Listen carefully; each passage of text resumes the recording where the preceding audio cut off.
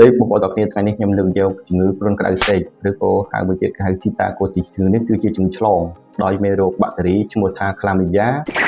psittacis ជំងឺនេះអាចឆ្លងក្រោយពីការប៉ះពាល់តាមទៅ14ថ្ងៃចេញរោគសញ្ញាហើយរោគសញ្ញារបស់វាមានដូចជាក្តៅខ្លួនខ្លាំងក្អកស្ងួតដកហើមខ្លីៗហើយឈឺទ្រូង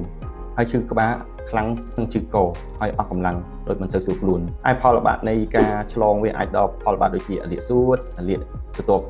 ក្នុងខាងក្នុងនៃបេះដូងលាកសាច់បេះដូងលាកថ្លើមលាកខួរក្បាលនិងអាចរហូតដល់ស្លាប់ដែរបើយើងមិនអាចព្យាបាលបានត្រឹមត្រូវហើយភ្នាក់ងារចម្លងវាគឺក្រោយពីការប៉ះពាល់ជាមួយសត្វស្លាបដូចជាឬក៏សត្វធាតុរាវហ្នឹងក៏អាចចម្លងដែលមានមេរោគហ្នឹងអាចចម្លងដល់មនុស្សយើងដែរមនុស្សយើងទៅប៉ះពាល់ហើយសត្វតែងាយចម្លងជាងគេដូចសេកមាន់ព្រាប